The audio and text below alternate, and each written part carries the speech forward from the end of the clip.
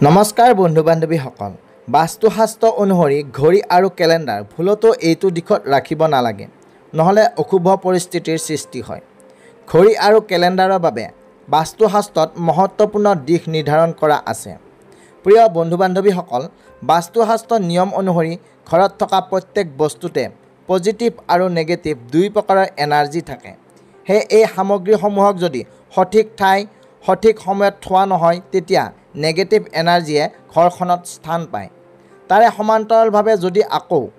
সেই সামগ্ৰীসমূহক সঠিক স্থান বা সঠিক সময়ত থোৱা হয়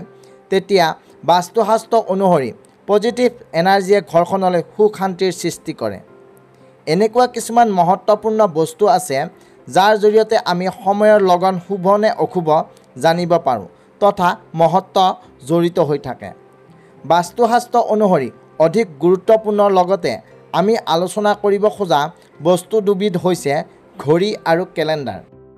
বন্ধু বান্ধৱীসকল দেখাত তেনেই নগণ্য তথা সাধাৰণ যেন লাগিলেও এই বস্তু দুবিধে বাস্তুশাস্ত্ৰত স্থান দখল কৰি আহিছে আমাৰ প্ৰত্যেকৰ ঘৰত ঘড়ী আৰু কেলেণ্ডাৰ ব্যৱহাৰ কৰা হয় ঘড়ীয়ে হৈ যোৱা সময় আৰু আহি থকা সময় নিৰ্ণয় কৰে আমাৰ জীৱনৰ সকলোতকৈ মূল্যৱান বস্তুৱেই হৈছে সময় সময়েই আমাৰ জীৱন চক্ৰ সঞ্চালিত কৰে সকলোৰে সময় একে নহয় ভাল বেয়া সময় সকলোৰে জীৱনত অহা যোৱা কৰি থাকে কিন্তু বাস্তুশাস্ত্ৰ মতে এনে কিছুমান কাম কৰিলে আমি বহুত বেছি সুখী হোৱাৰ লগতে সুখ সমৃদ্ধি বৃদ্ধি পায় শাস্ত্ৰ অনুসৰি আমাৰ ঘৰৰ বেৰত লাগি থকা ঘড়ীয়ে কিছুমান মহত্বপূৰ্ণ সংকেত দিয়ে যদি এই ঘড়ী সঠিক ঠাই আৰু সঠিক দিশত লগোৱা যায় তেতিয়া আমাৰ জীৱনত বহুতো শুভ পৰিণাম আমি ভোগ কৰিব পাৰোঁ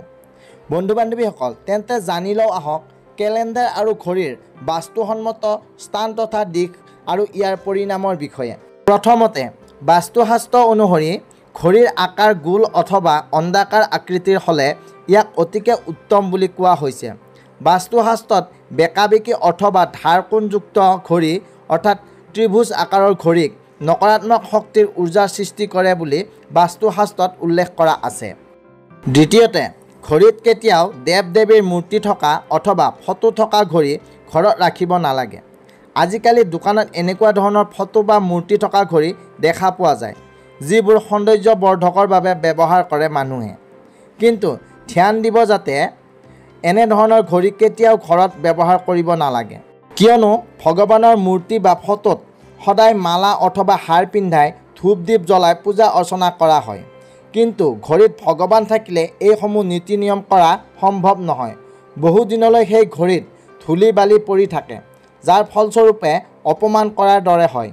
যাৰ বাবে এনে ঘড়ী ব্যৱহাৰ কৰিব কেতিয়াও নালাগে তৃতীয়তে বেৰত ওলোমাই ৰখা ঘড়ী কেতিয়াও বন্ধ হৈ থকা হ'ব নালাগে এনে কৰিলে বাস্তুশাস্ত্ৰ অনুসৰি ঘৰখনত এটা অশুভ প্ৰভাৱ পৰে ঘড়ী কেতিয়াও পিছ পৰি থকাকৈ সময় নিৰ্ধাৰণ কৰি ৰাখিব নালাগে আপুনি যদি বিচাৰে সময় আগতীয়াকৈ নিৰ্ধাৰণ কৰি ৰাখিব পাৰে কিন্তু সময়ক কেতিয়াও পিছুৱাই ৰাখিব নালাগে বাস্তুশাস্ত্ৰ অনুসৰি বন্ধ ঘড়ীয়ে ঘৰখনলৈ দুৰ্ভাগ্য কঢ়িয়াই আনে ঘৰখনত সুখ সমৃদ্ধি সদায় নোহোৱাৰ দৰে হৈ পৰে চতুৰ্থতে ঘড়ী ৰখাৰ স্থান অথবা সঠিক দিশ ঘড়ী কেতিয়াও দক্ষিণ দিশত লগাব নালাগে বুলি বাস্তুশাস্ত্ৰত উল্লেখ কৰা আছে কিয়নো বাস্তুশাস্ত্ৰ অনুসৰি দক্ষিণ দিশক মৃত্যুৰ দিশ বুলি মান্য কৰা হৈছে এই দিশত ঘড়ী ৰাখিলে অপায় অমংগল বৃদ্ধি হয় ঘৰৰ মুৰব্বীগৰাকীৰ স্বাস্থ্যৰ অৱনতি ঘটাৰ লগতে পৰিয়ালৰ আৰ্থিক অনুন্নতিয়ে দেখা দিয়ে সেইবাবে ঘৰৰ দক্ষিণ দিশত কেতিয়াও ঘড়ী লগাব নালাগে বুলি শাস্ত্ৰত উল্লেখ আছে পঞ্চমতে বাস্তুশাস্ত্ৰ অনুসৰি ঘৰৰ মুখ্য দুৱাৰত বা সন্মুখভাগত ঘড়ী ওলোমাই কেতিয়াও ৰাখিব নালাগে ইয়াৰ পৰিণতিত প্ৰত্যেক দিনা দৈনন্দিন কাৰ্যসূচীত ব্যাঘাতৰ সৃষ্টি হয় সেয়েহে ঘড়ী সদায় পূব আৰু উত্তৰ দিশত ওলোমাই ৰাখিব লাগে বাস্তুমতে এই দুটা দিশে সকাৰাত্মক শক্তিৰ উৰ্জা বঢ়োৱাৰ লগতে ঘৰখনলৈ সুখ সমৃদ্ধি বৃদ্ধি কৰায় দৰিদ্ৰতা দূৰ কৰায় লগতে আৰ্থিকভাৱেও ঘৰখনক টনকিয়াল কৰি তোলে বন্ধু বান্ধৱীসকল এতিয়া জানো আহক কেলেণ্ডাৰৰ বিষয়ে ঘড়ীয়ে যিদৰে সময় দৰ্শায় ঠিক সেইদৰে কেলেণ্ডাৰখনেও শুভ অশুভ তিথিৰ বিষয়ে আমাক অৱগত কৰায় সেয়েহে কেলেণ্ডাৰখন ৰখাৰ স্থান বা দিশটো গুৰুত্বপূৰ্ণ হোৱাৰ লগতে এক মহত্বও জড়িত হৈ থাকে কেলেণ্ডাৰ লগোৱা বা ৰখাৰ উচিত দিশ শাস্ত্ৰ অনুসৰি পূব আৰু উত্তৰ দিশক মনা হৈছে পূব দিশত কেলেণ্ডাৰ ঘৰত ৰাখিলে মানুহৰ প্ৰগতি বৃদ্ধি পায়। এই দিশত সূৰ্য উদয়ৰ ফটো থকা কেলেণ্ডাৰ থাকিলে অতি উত্তম বুলি কোৱা হয়। মান্যতা আছে যে এনে সূৰ্য উদয়ৰ ফটোৱে ঘৰখনলৈ উজ্জ্বল নক্ষত্ৰৰ জিলিকাই ৰখাৰ দৰে সুপ্ৰভাৱ পৰে। কেলেণ্ডাৰৰ উত্তৰ দিশত লগালেও অতি শুভ বুলি মান্যতা আছে। বাস্তুমতে এই দিশত নদী, ঝৰ্ণা আদিৰ দৰে থকা অৰ্থাৎ আদিবোৰ ফটো থকা কেলেণ্ডাৰ ব্যৱহাৰ কৰিলে সুফল লাভ কৰিব পাৰি। কিন্তু মনত ৰাখিব লাগে যাতে কেলেণ্ডাৰ কেতিয়াও হিংসুক জীৱ-জন্তু তথা ভয় লগা বিধৰ ৰাখিব নালাগে। এনে ফটো কেলেণ্ডাৰৰ ঘৰখনলৈ নকাৰাত্মক শক্তিৰ উৰ্জা বৃদ্ধি কৰে। বাস্তুশাস্ত্ৰ অনুসৰি কেতিয়াও পুৰণি কেলেণ্ডাৰৰ ওপৰত নতুন কেলেণ্ডাৰ ওলমাই ৰাখিব নালাগে, কিয়নো এনে কৰিলে নকাৰাত্মক শক্তিৰ প্ৰভাৱ ঘৰখনত দিনক দিনে বৃদ্ধি হয়।